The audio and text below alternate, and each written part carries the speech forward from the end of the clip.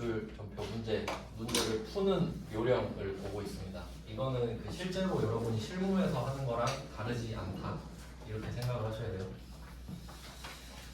네, 그럼 배서양도 배서양수 이렇게 설명을 드렸고, 그러면 우리 입장에서 그것까지는 나온 것만 그냥 그때 이렇게 하고요. 네, 그 다음에 4번 문제는 왜 넣어놨을까? 지금 넣어놨을까? 별로 이거는 그냥 연습용으로 하라고 그 결제 방식을 막 섞어놓은 것 같아요. 그래서 4번은 그냥 포인트 별로 없습니다. 그냥 현금이랑 외상미수금 이렇게 섞여 있다 이 정도. 그리고 뭐 수량 단가 이런 건 다 아시잖아요. 수량 단가는 그냥 뭐 입력하는 방법을 알려드리면, 수량 단가가 각각 다 나와 있으면 각각 입력하시면 되고, 만약에 하나라도 입력이 안 돼 있잖아요. 그럼 그냥 총액으로 입력하세요. 왜냐면 그래야 여러분이 편하잖아요. 그렇죠? 굳이 막 수량만 나왔는데 내가 나눠서 계산을 할 필요 없죠. 그 정도. 거의 다 같이 나오죠. 이제 3페이지로 가보겠습니다. 네, 3페이지 5번이에요. 이안 상사의 당사의 제품을 판매했다. 세금계산서 발급했다. 복수거래를 이용해라. 뭐 이건데, 이거는 회계 1급 때 바로 보셨을 것 같은데, 요거는 복수거래만 체크하시면 돼요. 복수거래. 그냥 이거 F9번인가? 그거 눌러서 복수거래 이용해서 쓰시면 됩니다. 이런 것들이 좀 애매하네. 이런 것들은 그 프로그램 다룰 때 한 방에 좀 몰아서 하는 게 좋을 것 같아요. 지금 켜서 한 문제 하고 하기 좀 그래서. 이거는 표시를 좀 하고, 그러니까 얘는 복수거래를 이용해야 된다. 근데 이거는 좀 조심하셔야 될 게, 여기 5번 문제는 복수거래를 이용하라고 돼 있잖아요. 그럼 이용하면 되겠죠. 근데 문제는 뭐냐면 이 문구가 생략될 수도 있다는 거예요. 그럼 어떻게 할 거냐? 그럼 만약에 이렇게 5번 문제에서 복수거래를 이용할 것이라는 문구가 없잖아요. 그럼 어떻게 할 거냐? 그래도 복수거래를 여러분이 쓰셔야 편해요. 왜 그런지 말씀드릴게요. 밑에 보시면 품목이 2개죠. 품목이 2개. 그러면 2개 이상을 복수라고 하는 거 아시죠? 근데 사실 이게 끝이 아니에요. 품목만 2개 있다고 해서 복수거래를 쓰는 게 아니라 한 가지 더. 단가가 달라야 돼요. 단가가 달라야 의미가 있지. 근데 만약에 여러분이 책상이랑 의자를 파는데 단가가 똑같잖아요? 그럼 그냥 곱하기만 하면 되죠. 그럼 뭐로 복수거래를 씁니까? 물론 관리 차원에서 그렇게 할 수는 있으나 여기서 중요한 건 금액이죠. 그러니까 여기서 품목이 2개 이상이고 단가가 다를 때 복수거래를 쓰는 게 유리하구나, 이 정도를 생각하시면 되겠습니다. 그 외에는 굳이 쓸 필요가 없긴 해요. 관리 차원이 아니라면. 그래서 뭐 이런 문제가 있었으니까 한번 넣어봤고요. 그 다음에 6번 문제 한번 볼게요. 6번 문제는 비사업자인 개인 최지유에게 제품을 부가가치세 포함 이렇게 되어 있네요. 현금으로 판매하고 주민등록번호로 전자세금계산서를 발급하였다, 이렇게 되어 있습니다. 그럼 이거 포인트가 뭐겠습니까? 상대방이 개인이라는 거예요. 비사업자 개인. 그럼 우리가 이제 세법을 좀 배웠으니까, 부가가치세법 배웠으니까 상대방이 비사업자 개인이잖아요. 그럼 궁금할 필요가 좀 있어요. 얘는 뭔데 세금계산서 달라고 그러지? 뭐 그런 느낌 아니에요?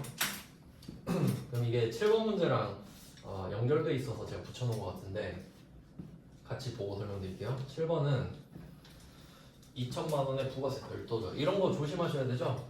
위에는 부가세 포함, 밑에는 부가세 별도. 근데 저라면 이렇게 낼 것 같아요. 33만 원 쓰고 부가가치세 별도 이렇게 쓸 거예요. 엄청 많이 낚인다 이거. 아닐 것 같죠? 부가가치세 별도 이렇게 쓰는 거예요. 그럼 우리는 총 얼마를 받아야 될까요? 36만 3천 원 이렇게 돼야 돼. 근데 약간 느낌이 33만 원 하니까 30에 3만 원이네 하고 딱 때려 맞히고 틀려요. 실무 이렇게 봐서 되겠어요? 안 되죠. 난리 나죠. 여러분이 사장이라고 생각하셔야 돼요. 이런 직업 뽑겠는지 중요하죠. 그래서 금액 가지고 대충 때려 맞히지 말자. 그래서 부가세가 포함이 됐으니까. 그리고 이거 계산하는 거 아시죠? 33만 원 나누기 1.1 나누기 1.1 하면 30이 나오잖아요. 공급가액 써야 되니까 공급 대가 나오면 나누기 1.1을 해서 공급가액을 구합시다. 왜냐면 110분의 100이라고 해요. 그러면 7번도 같이 보세요. 7번은 부가세 별도니까 총 2,200이고요. 성한, 대표자, 윤주원 이렇게 돼 있죠. 이거 세법 들어가는 건데 이 사람이 지금 성한이라는 회사를 운영하는 윤주원이라는 사람한테 물건을 판 겁니다. 근데 사업 개시일이 4월 5일, 사업자 등록 신청일은 4월 15일이네. 이거 세법 물어보겠다는 소리예요. 너 세법 알아? 이거거든요. 그러니까 이것 때문에 이론 공부를 해야 되는 겁니다. 나왔으니까 알려드릴게요. 자, 사업 개시일이라는 말이 나왔어요. 사업 개시일은 4월 5일입니다. 2016년 4월 5일 사업 개시일. 자, 사업 개시라고 했는데 이게 실제로 세법 조문에 업종별로 다 나와 있어요. 그러니까 A 업종은 이거 하면 사업 개시고요. B 업종은 이거 하면 사업 개시고요. 다 열거돼 있습니다. 그래서 우리가 보통 제조업을 다루죠. 그러니까 이 상대방 성한이라는 회사 업종을 우리가 모르잖아요. 근데 우리가 제조업이니까 제조업을 말씀을 드리면 제품을 생산 시작할 때예요. 그러니까 완성한 게 아니고 제품을 만들기 시작할 때 있잖아요. 그러니까 여러분이 만약에 공장을 운영하고 싶어요. 이제 제조업을. 그럼 공장 딱 사가지고 기계 돌리잖아요. 사업 개시일이에요. 그때가. 그러니까 그런 정도로 생각하시면 돼요. 그러니까 실질적인 사업을 시작한 날이라고 보시면 돼요. 근데 제조업은 그게 공장을 가동한 날 이 정도인 거지. 뭐 뭔진 모르지만 알려주고 있죠. 이때 실제로 사업을 시작을 했구나. 네, 사업자 등록 신청은 언제 했는지 볼까요? 4월 15일이었군요. 이때 사업자 등록을 한 겁니다. 그러면 여러분이 국세청이라고 생각을 해보세요. 어떤 게 확실하죠? 사업자 등록이 확실하죠. 왜냐면 세무서 가서 신고하잖아요. 이날에 사업자 등록증을 넣은 거 아닙니까? 그럼 이때 날짜 확실하죠. 그럼 이건 애매하지 않아요? 알 수가 없죠 사실. 그러니까 이런 건 왜 만들어 놨냐면 이 조문을 나중에 이 사람이 사업 개시해놓고 사업자 등록 안 할까봐 세법 만들어 놓고 나중에 그 가서 털러 가려고. 그럼 이때부터 부가세 싹 걷어가거든요. 그러니까 조문에 이렇게 만들어 놓은 거예요. 그러니까 네가 약간 좀 꼬름하게 하면 내가 조사해가지고 사업 개시일이 된 날을 찾아서 그때부터 부가세를 다 걷어갈 거다. 뭐 이런 취지인 거예요. 그러면 실제로 이 둘 중에 뭘로 하냐면 그냥 빠른 날로 합니다. 이 둘 중에 빠른 날. 뭐가 빠르죠? 개시일. 근데 정확한 표현을 저는 좋아하는데 이른 날이 맞습니다. 빠른 건 속도가 빠른 거고 이른 건 그냥 알짜가 앞에 있는 거죠. 날짜가 빨리 가고 그러진 않잖아요. 그래서 이른 날인데 원래는 그냥 빠른 날이라 하니까 그렇게 말씀드립니다. 사업 개시 이날이에요. 이날. 당연히 국세청 입장에서는 이 둘 중에 더 앞에 있는 날을 기준으로 잡는 게 좋죠. 세금 거둘 때. 물론 세액공제를 해줘야 되는 문제도 있지만 부가세를 걷는 이슈니까 최대한 이른 날로 하는 게 좋겠죠. 근데 이제 또 조문에 뭐가 있냐면 그런 경우가 있어요. 제가 말씀드린 적 있는 것 같은데 당근마켓이나 번개장터 같은 데 보면은 막 물건 1000개씩 갖다 파는 사람이 있거든요. 그러니까 사업자 등록만 안 하고 사업자 행위를 하는 사람들이 있어요. 그럼 그 사람들 사업 개시한 거야. 그래야 부가세를 뜯을 수 있지. 그런 느낌이거든요. 그러니까 법엔 뭐라고 돼 있냐면 네가 사업 개시를 하고 20일 이내에 사업자 등록을 해. 이렇게 돼 있어요. 20일 이내에. 플러스 20 안에 들어와야 돼요. 근데 보니까 어때요? 20일 안에 들어왔죠? 그럼 이 사람은 잘 한 거예요. 잘했습니다. 그럼 이거 여러분 말문제로 나올 수 있어요. 말문제로. 사업 개시일로부터 20일 이내에 사업자 등록을 하여야 한다. 맞는 말. 말문제로 나와요. 근데 그 말문제 내기 심심하니까 여기 갖다 박아버린 거죠. 너 이거 알아? 이렇게 내면서. 자, 그러면 이게 느낌이 어때요? 한도를 정해준 거죠. 늦어도 20일 안에는 해라 이 말이죠. 그러면 혹시 이런 사람도 있잖아요. 난 성격이 급해서 사업 개시 안 했거든요. 미리 사업자 등록할 수도 있죠. 그거 안 받아줄까요? 그럴 리가 없지. 손님 어서 오세요 하겠죠. 그러니까 이렇게 말문제 낼 수 있겠네. 사업 개시일 전이라도 사업자 등록을 할 수 있다. 맞는 말. 앞에는 무한이에요. 앞에는 해도 돼. 막 5년 전에 해도 돼요. 근데 사업자 등록 해놓고 실적이 없으면 물어보긴 해요. 뭐 안 하세요? 뭐 이런 거 정도는 있는데 폐업 시킬 수도 있거든요. 근데 된다. 앞에는 된다. 앞에는 무조건 되죠. 그러니까 마이너스 무한이에요. 앞에는 그냥 하면 돼요. 근데 뒤에는 너무 늦게 하면 안 되지. 왜냐면 너 당근마켓에서 그러려고 그러지. 약간 이런 느낌이니까. 그래서 이거 조심하세요. 앞에는 된다. 뒤에는 20일 이내 해야 된다. 이렇게 말문제를 내요. 그리고 좀 더 복잡한 이슈가 있는데 그까지는 안 나올 것 같으니 이 정도만 하고요. 네, 그러면 이제 문제로 다시 가보세요. 7번. 그럼 이 사람은 뭐 적절하게 했겠죠. 적절하게 잘 했네요. 근데 문제가 오늘 4월 1일이죠. 아예 전인데 4월 5일도 아니고. 그럼 생각해보세요. 이 사람 사업자 등록증 있어요? 없죠. 등록을 15일 했는데. 그럼 이 사람이 사업을 할 의지는 있죠. 지금 지나고 났지만 신고를 하긴 했잖아요. 그러면 이 사람은 강력한 의지가 있기 때문에 이렇게 하겠죠. 제가 사업을 할 건데 사업자 등록을 한 보름 후에 할 거거든요. 그럼 지금 사업자 등록번호가 없으니까 일단 제 주민등록번호로 좀 주시겠어요? 이게 가능해. 이거 킵해놨다가 사업자 등록번호 연동해서 공제 받을 수 있거든요. 그냥 그거 아는지 물어본 거예요. 결론.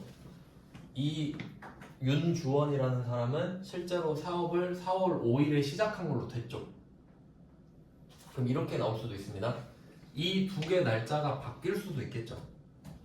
사업자 등록을 4월 5일에 하고 사업 개시를 4월 15일에 할 수도 있잖아요. 그래도 이 사람은 4월 5일에 시작한 거지. 둘 중에 이른 날이 시작일이니까. 근데 그 이른 날보다도 더 이른 날짜에 세금 계산서를 받은 거잖아요. 자기 입장에서는. 그러니까 어떻게 할 수가 없는 거야. 그러니까 일단 내 주민등록번호로 달라고 한 거지. 이해되시죠? 이거 갖고 있다가 나중에 국세청 가서 말하려고. 저 일단 제 걸로 받았거든요. 공제되죠? 해주거든요.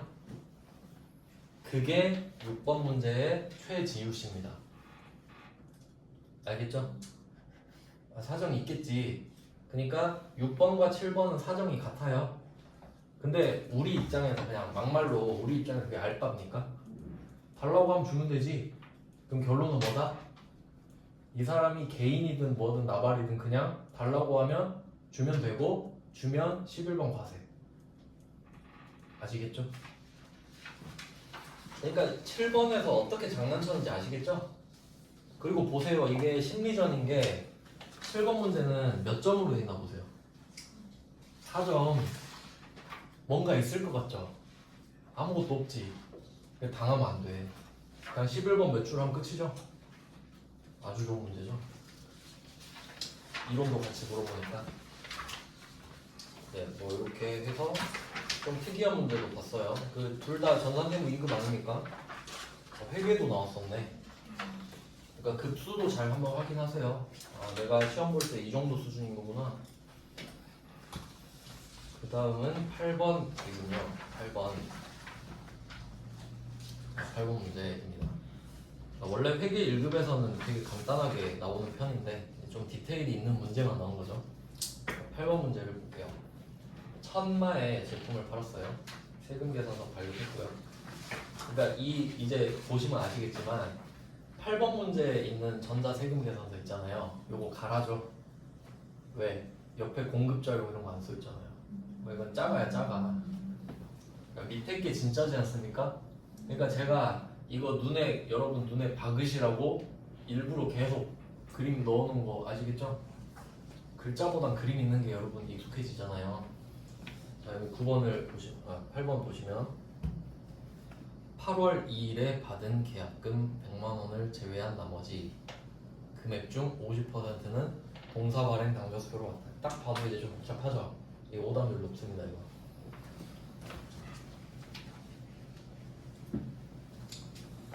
그냥 딱 문제 읽었을 때 한 번에 매끄럽게 안 읽히면 어려운 문제인 겁니다. 다들 그래요. 한번 해석해 볼게요. 이거 진짜 많이 틀리거든요. 왜 그런지 생각을 해보겠습니다. 지금 8월 17일이죠. 그리고 물건을 990만 원짜리를 팔고 있는 거예요. 상황 파악 되셨죠? 오늘은 8월 17일 그리고 990만 원을 받고 싶어요. 근데 8월 2일 이야기하죠. 8월 2일에 받은 계약금 이런 얘기하네. 그러면 8월 17일이 물건을 주는 날인데 8월 2일은 물건을 주는 날 전이죠. 그럼 돈을 먼저 받았네. 선수금이네요. 선수금. 8월 2일 분계해 볼게요. 8월 2일 분계 어디다가 할까요? 일반 전표, 매입 매출 전표? 일반 전표입니다. 왜냐면 부가가치세법상 재화의 공급 시기는 인도일이거든요. 근데 8월 2일은 인도 안 했죠. 그럼 이거 부가가치세 안 붙어요. 세법상 인도일이 아니잖아요. 그러면 얘가 100만 원 준 거는 그냥 100만 원을 먼저 받은 것 뿐이야. 부가세는 없어요. 인도일이 안 됐기 때문에. 알겠죠? 그니까 일반 전표예요. 뭘로 받았는지 알 수 있을까 한번 생각해 볼까요? 진짜 찾으면 천재. 현금. 어떻게 아셨어요? 545만. 맞아요. 545만 원에 그 100만 원이 포함되어 있어요. 그럼 그 이유를 찾아볼게요. 자, 현금 100만 원. 일단 답부터 쓰고. 자, 8월 2일에 이런 분계가 되어 있습니다. 현금은 자산이고요. 그리고 성격 한번 물어볼게요. 선수금 성격 아세요? 자산부채 자본 중에. 네, 부채입니다. 이게 지금 선수금 이렇게 배우는데 저는 이걸 뭐라고 배우냐면 그냥 참고만 하세요. 여러분 시험엔 그렇게 안 나와요. 저는 이걸 계약부채라고 배웁니다. 참고만 하세요. 여러분한테는 절대 안 물어보니까. 왜 그런지 볼까요? 왜 계약부채지? 생각을 해보자는 거죠. 자, 여러분은 계약금으로 지금 100을 받았어요. 그럼 이 이유를 생각해 볼게요. 왜 상대방이 나한테 100을 줬을까? 얘가 나한테 지금 성금 걸고 물건을 빨리 받고 싶은 거죠. 다른 애 말고 나한테 먼저 주세요 이 말이죠. 그러면 우리는 100만 원을 지금 받았죠. 그럼 이거에 대해서 해줄 일이 있죠. 물건을 줘야 되죠. 해줄 일이 남았잖아요. 그러니까 계약부채라 그래. 100만 원어치 해줄 일이 있다 지금. 그래서 그게 선수금이고. 그럼 선수금은 내가 돈을 빌려서 부채가 아니죠. 앞으로 물건을 줄 의무가 생겼으니까 부채가 된 거예요. 자, 그럼 이 의무는 누구한테 있죠? 여기 거래처 이름 뭐지? 천마 써야죠. 선수금에. 여기 선수금에 천마 안 써 있으면 오답입니다. 선수금을 천마한테만 받나? 뭐 100만한테도 받고 그럴 거 아니에요. 거래처 꼭 써줘야죠. 꼭. 거래처 안 써도 틀립니다. 여러분은 선수금을 100군데에서 받을 수도 있어요. 그러니까 거래처를 다 적어주셔야 되지. 저는 쓸데없는 건 안 적습니다. 안 적어도 되는 건 안 적어요. 자, 그러면 이 분계가 8월 2일에 되어 있겠죠. 그럼 여러분이 이 문제를 딱 봤을 때 센스가 좀 있다 그러면 저는 이렇게 할 것 같아요. 일반 전표 들어가서 8월 2일 조회할 것 같아. 그럼 이게 있겠죠? 그럼 그냥 확인만 하는 거야 그냥. 잘 돼 있네. 몰라서 보면 안 돼요. 내가 이걸 알고 있는데 뭐 잘 돼 있네, 퀄리티 좋네, 잘 만들었다 하고 넘어가요. 자, 그리고 그럼 오늘 990만 원 받고 싶죠? 그럼 990 다 받나요 오늘? 오늘 990 달라 그러면 깡패죠. 얼마 달라 그래야 돼? 890 달라 그래야죠. 100 받았잖아. 또 받을 거야? 그럼 안 돼요. 그럼 거래 안 해요 저랑. 100만 원 오늘 못 받죠? 그걸 아셔야 된다고. 그러니까 안 보이잖아요. 안 보이는 걸 지금 냈으니까 틀리지. 그럼 8월 17일 분계 가볼게요. 자, 얘는 메인 매출 연표죠. 왜? 오늘 물건을 줬잖아요. 그럼 이제 부가가치세가 찍히는 거예요. 자, 그럼 분계를 어떻게 할 것인가? 메인 매출 연표 분계는 처음 하는 거거든요. 대변에 매출, 제품 매출 하면 되죠. 제품 매출 900 이렇게 할 거고요. 부가세 예수금도 찍히겠죠. 대변은 저절로 만들어지니까 상관없는데 이제 차변을 우리가 만들어야죠. 제일 먼저 올 거 선수금부터 없애야지. 그럼 이걸 없애면서 아 맞다 나 너한테 100만 원 받았었지 그건 안 받을게 이 말이죠. 그래서 바로 선수금을 제거해요. 그래서 여기서 포인트는 일반 전표랑 메인 매출 전표죠. 둘이 소속 다르죠? 근데 둘 다 내 전표지. 그러니까 호환이 되는 겁니다. 당연히 둘 다 내 거니까. 자, 그럼 선수금 100만 원 빼고 아 맞다 100만 원 너 나한테 줬었구나 하면 자 이때는 이 8월 17일 분계 찍을 때는 메인 매출 전표에다가 적죠? 그럼 거래처를 천마로 적고 시작하잖아요. 그러면 이 선수금에도 뭐라고 써 있겠어요? 저절로 천마가 써 있어. 그러니까 여기서는 제가 거래처 안 쓰고 있죠. 저절로 써 있을 거 아니에요 여기. 이해되시죠? 근데 일반 전표는 내가 직접 써야 되지. 이게 차이가 되는 겁니다. 자, 그러면 오늘 890만 원 줘 하는 거죠. 그럼 뭐 어떻게 줄래? 하니까 50%는 여기서 포인트 50%가 990의 50%인가? 890의 50%네. 그래서 445만 원씩이 되네요. 그럼 현금을 445만 원 받게 돼요. 맞나요? 그럼 현금으로 받은 거 아니에요? 맞아요. 맞는데 당좌수표 받았으니까 당좌수표 받았으면 현금으로 바꿀 거죠? 그러면 또 디테일 넣어볼까? 진짜 한 문제로 한 문제로 이렇게 다 조져보겠습니다. 지금 동사 발행 당좌수표 나왔죠? 지금 여기서 동사는 누구지? 천마. 내가 거래하고 있는 그 같은 회사 그 천마 이야기하는 거예요. 동사는. 그러면 당좌수표를 받았습니다.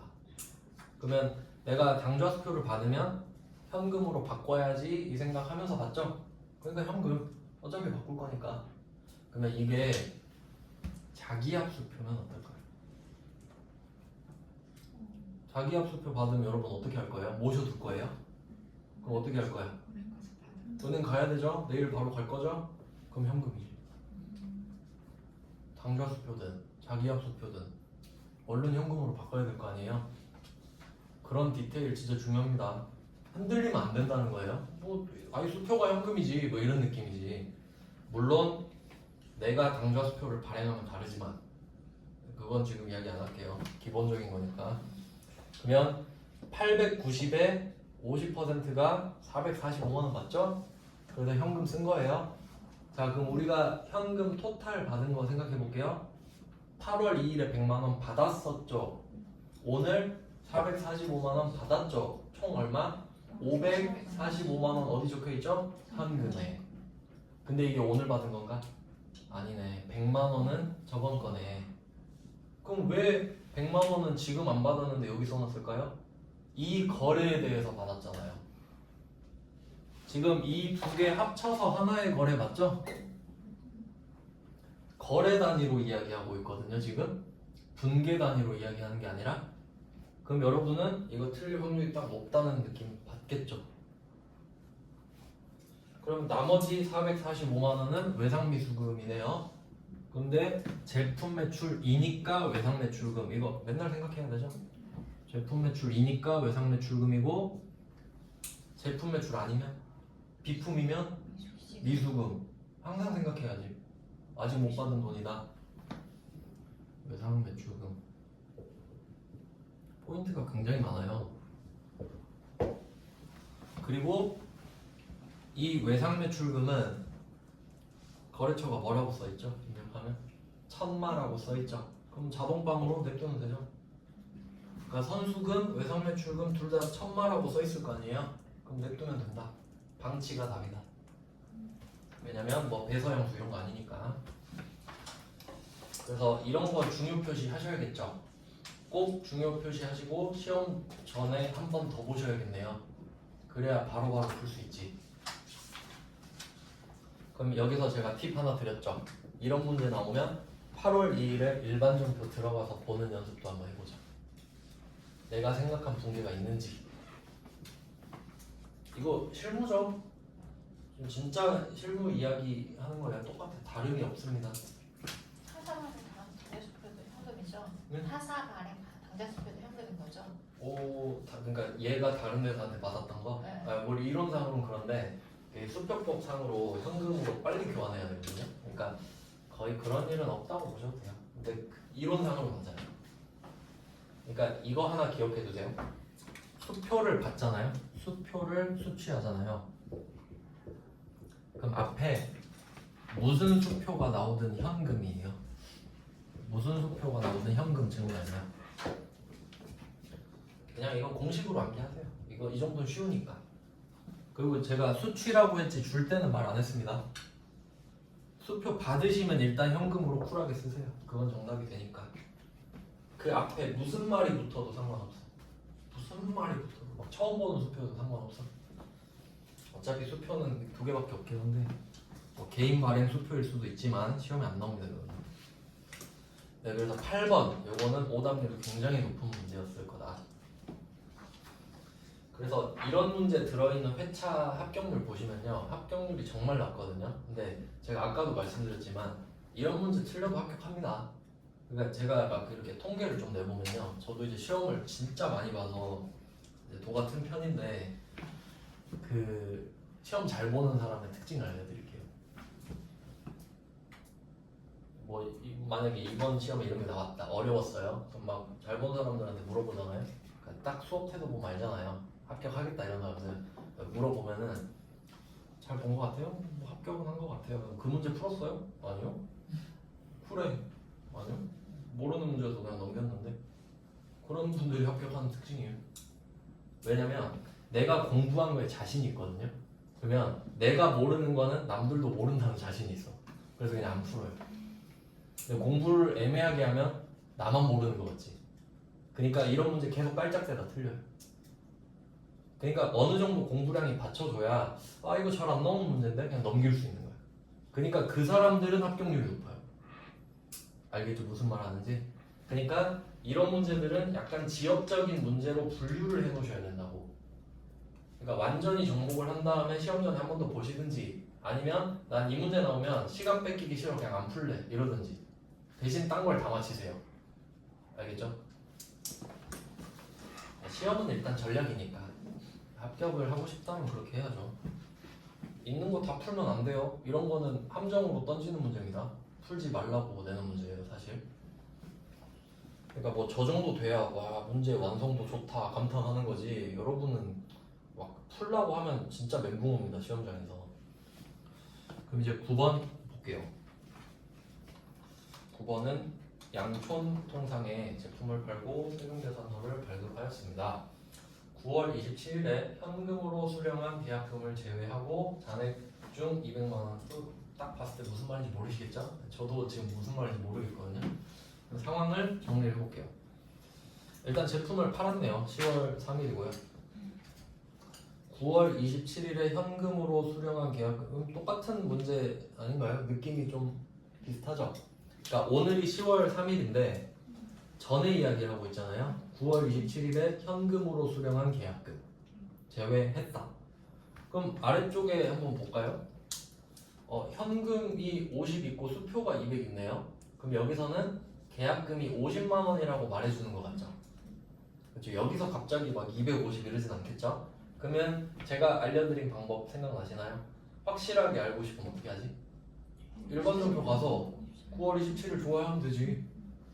그러면 현금 50이 써 있을 거거든요. 그럼 확인하고 문제 푸시면 되겠죠. 맞죠? 그게 정상 맞죠? 왜냐면 이런 경우가 있어요. 여러분이 취직을 했는데 여러분 사수가 튀었어. 붕괴 찍어놓고 튀었다고요. 그리고 나보고 수습하래. 근데 이 전에 계약금 받았을 때 내가 안 했거든요. 근데 그럴 수도 있죠. 그럼 어떻게 조회해야지? 방법이 없지 않습니까? 그런 식으로 생각하셔야 된다고. 내가 안 했던 거라도 찾아서 볼 수 있어야 된다.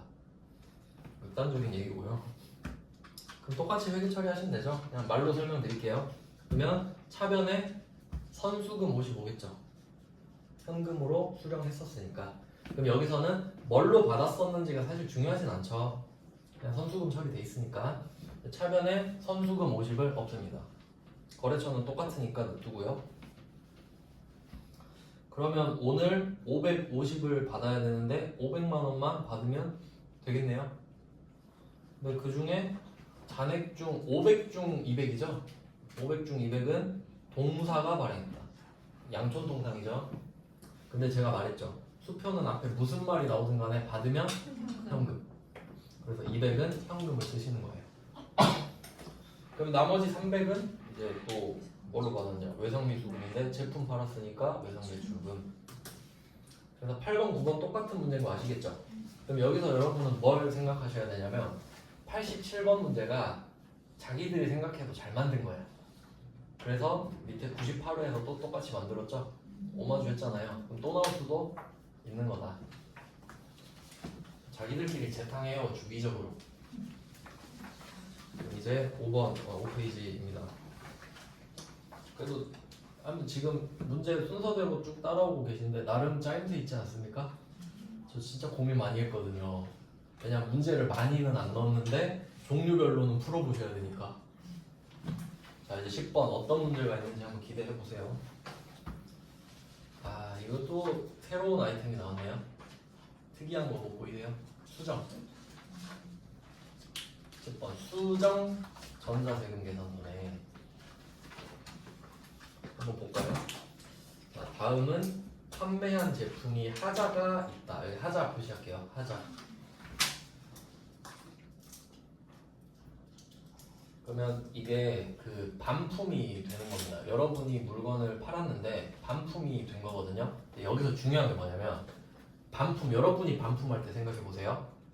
이거 중요한 문제예요. 여러분이 물건 반품하신 적 있죠?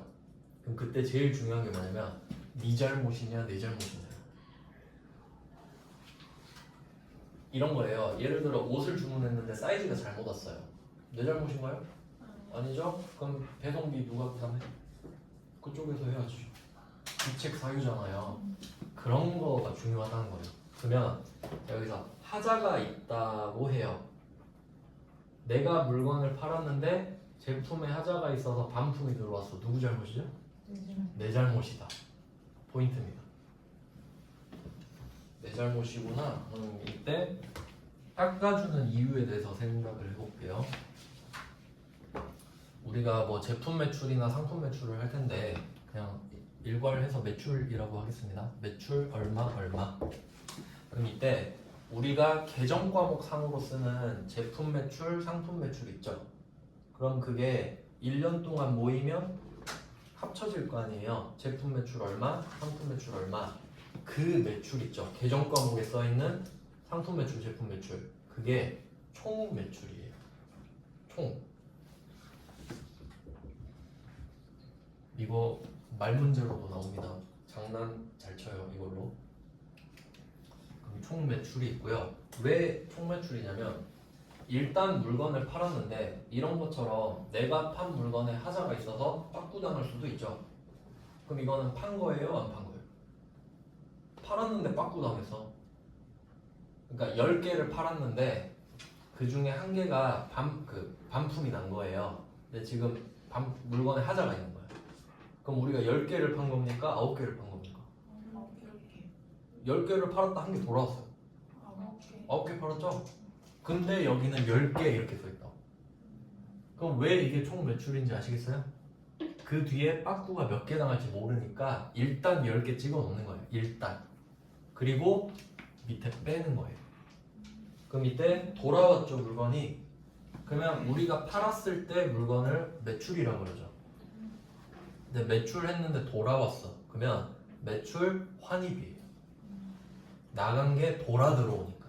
나갔으니까 들어오는 거죠. 그래서 매출 환입이라는 애가 있어요. 빼야겠죠. 판 게 아니니까. 팔았다가 안 판 게 됐으니까. 그럼 빼줘야 돼요. 안 팔았으면 돈 못 받았죠. 그래서 매출 환입을 뺀다. 그다음에 한 개 더 있는데 맞아요. 애누리. 애누리랑 왜 그 계정 과목 같이 있는 거 아세요? 매출 환입 및 애누리로 묶여 있어요. 그러니까 반품은 아예 물건이 다시 돌아오는 거고 애누리는 깎아주는 거죠. 왜 같이 묶어놨냐면 어차피 좀 하자 때문이라서 그래요. 이유가 그냥 하자 때문이라서. 그러니까 내가 하자 있는 물건을 팔잖아요. 그러면 상대방은 두 가지 옵션이 있어요. 그냥 기분 나빠 안 해. 빠꾸 시킬게. 돈 내놔. 이런 경우. 두 번째 그냥 경미한 하자니까 좀만 깎아줘. 둘 중에 하나죠. 그러면 아예 빠꾸 당하면 전액이 들어갈 거고 그럼 뭐 그냥 경미한 하자라서 한 10% 깎아줘 하면 10%만 들어가겠죠. 그러니까 그냥 못 받은 돈을 빼는 거야 그냥. 그러니까 정확하게 말하면 수량 개념이 아니라 금액 개념인 거죠. 자, 그래서 지금은 여기에 해당되겠네요. 매출 환입이죠. 아예 지금 반품을 한 것 같아요. 자, 그리고 어차피 제 성격상 붙여놨을 것 같긴 한데 그럼 이번에는 내가 잘못한 거잖아요 지금. 근데 쟤 잘못은 아니고 쟤가 잘했을 경우 또 있어요. 그러니까 지금 물건을 내가 팔았는데 지금 내 잘못이잖아요. 그러면 깎아주거나 아예 돌려받아야 되죠. 근데 쟤가 잘해서 깎아주는 경우도 있어요. 그 이름이 뭐더라? 할인. 매출 할인.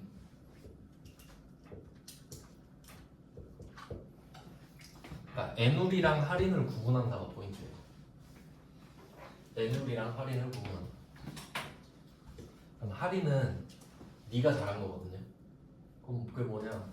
그 뭐 외상 거래를 하면 누가 쓰는 양식이 이런 거였던 것 같은데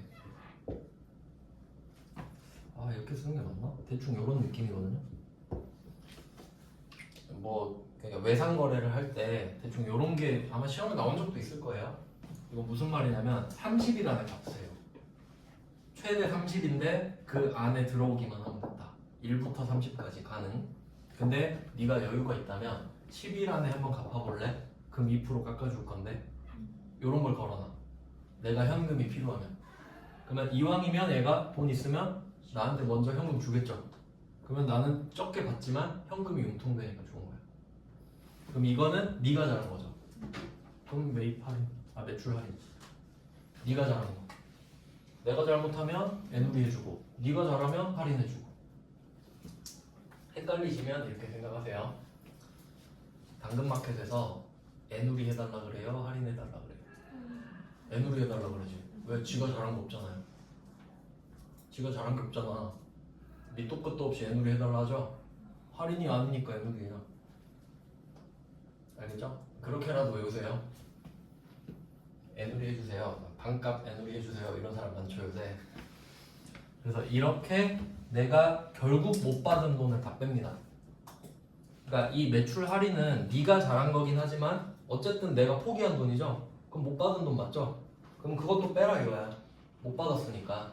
그러면 자 뺄 거 다 뺐죠? 다 뺐습니다. 이제 뭐가 나올까? 순 매출이 나오는 거예요. 순 매출.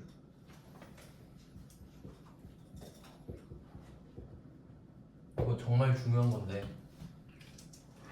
그럼 한번 생각해 볼게요. 여기까지 정리해 놓고 여러분들이 기업을 판단할 때 뭐 예를 들어 삼성전자 주식을 샀다고 할게요. 그러면 총 매출이 있고 순 매출이 있겠죠. 뭐가 중요할까요? 순 매출이죠. 이렇게 생각해 보세요. 1조어치 매출을 했는데 다 반품당했어. 1조 마이너스 1조죠. 그럼 순매출? 빵원이네. 그게 실력이죠. 그걸 누가 팔았다고 합니까? 이해되시죠? 뭐가 중요한지? 그래서 이걸로 말 문제로 장난친 적 있어요. 이런 문제에서. 어떻게 장난치냐? 총 매출 주고 순매출 주고 다 줘버리는 거야. 다 줘버리는 겁니다. 그럼 우리는 뭐만 보면 되죠? 순매출만 보면 되지. 근데 내가 막 애매하게 알아. 그럼 막 순매출에서 빼고 있다니까. 완전 잘못됐죠? 그러니까 순매출이 중요하잖아요. 그러니까 순매출을 구하려고 이렇게 만든 거예요. 그렇게 생각하셔야 돼. 총 매출은 순매출을 구하기 위한 뼈댄 거예요. 그냥. 알겠죠? 참고사항이지 이거는 의미가 없습니다. 실적이 아니에요. 그러니까 우리가 흔히 말하는 이 회사 매출이 좋다 그럼 그 매출은 총 매출, 순매출? 순매출. 이해를 하셔야지 외우는 게 아니라. 너무나 당연하죠? 왜냐면 총 매출이 중요하면 왜 빼겠어요? 그냥 총 매출로 살지. 순매출이 중요하니까 빼고. 알겠죠? 네, 그렇게 돼요. 그럼 수정세금계산서인데 이게 또 헷갈릴 수 있습니다. 왜냐면 물건의 방향을 한번 생각해 볼게요. 우리가 매출과 매입을 결정할 때 어떻게 생각하냐면 우리가 A인데 자, 물건이 나간다고 합시다. 그건 매출이죠. 매출. 그리고 이렇게 생각하세요. 물건이랑 증빙은 붙어 있다. 그럼 물건을 주면 증빙도 나가는 겁니다. 맞죠? 그럼 우리가 물건을 사면요. 이 물건에 증빙 붙어 있죠? 그러니까 증빙을 받잖아요. 물건이랑 같이. 이건 안 어렵죠? 팔았다 샀다. 근데 보세요. 이 10번 문제는 물건이 들어오나 나가나. 들어오죠. 그러니까 헷갈린다고. 들어오니까 매입인가? 아니죠. 매출이 취소되는 거죠. 그럼 헷갈리면 뭘 보셔야 되냐면 물건 방향보다 증빙 방향이 더 중요해요. 그러니까 원래는 같잖아요. 물건에 증빙이 붙어있다 그랬죠. 그러니까 원래는 물건 팔면 증빙이랑 같이 가고 물건 사면 물건이랑 증빙 같이 들어오죠. 그러니까 전혀 헷갈릴 게 없었어. 근데 오늘은 물건은 들어왔죠. 근데 증빙 어떻게 했나 보세요. 공급자 보관용이지. 그럼 증빙을 준 거예요? 받은 거예요? 준 거네. 그럼 둘이 방향이 다르죠? 그럼 누가 이길까요? 증빙이 이겨. 증빙이 이깁니다. 그러니까 다르면 당연히 헷갈리고 개념을 잘 잡아야죠. 왜 그런지 생각을 해보겠습니다. 이 문제까지 보면 되겠네요. 자, 이 문제를 보면은 100만 원, 10만 원이죠. 자, 그럼 우리가 물건을 처음에 팔았을 때 100만 원, 10만 원 이런 증빙을 하나 발급했겠죠. 물건이랑 같이. 그럼 물건이랑 같이 두 개가 나갔어요. 근데 물건이 다시 들어오네. 그리고 하는 말이 야, 나 그거 안 산 걸로 해줘. 이런 거야. 그러면 우리가 110만 원짜리 증빙을 발급했었잖아요. 그러면 여기에 한 개를 더 발급해요. 한 개 더 발급해서 마이너스 100, 마이너스 10짜리를 한 개 더 줘버려. 또 주는 겁니다. 또 물건은 받는데 증빙만 주는 겁니다. 그럼 이건 사는 게 아니지. 팔았던 게 취소되는 거지. 그럼 물건은 줬으니까 다시 받는 거고 증빙은 이미 줘버렸는데 어떻게 해요? 아닌 걸로 다시 줘버리는 거야. 그럼 야 그냥 너 두 개 갖고 있어. 그럼 퉁쳐지니까 이렇게 하고 끝내버려. 물건은 갖고 와. 증빙은 내가 또 줘요. 그래야 앞에 있던 걸 취소할 수 있으니까. 그래서 여기서 마이너스에다가 중요 표시하세요. 뭐 형광펜 하시던지 동그라미 치시던지 해서 아무데나 100만 원, 10만 원 앞에 한 개씩. 그럼 마이너스가 있다는 건 뭐예요? 그 전에 했던 걸 똑같이 하는데 마이너스만 붙인다는 소리예요. 그러니까 증빙을 줬었는데 또 주는데 마이너스 붙인 걸 또 주는 거지. 그럼 이 사람은 세금 계산서 2개 받았겠죠. 그럼 합치면 얼마예요? 뻥원. 없는 거지. 그러니까 받았지만 안 받은 게 되는 거예요. 이해되세요? 그러니까 이게 헷갈릴 수 있지. 방향이 다르니까. 매입 과세하면 안 됩니다.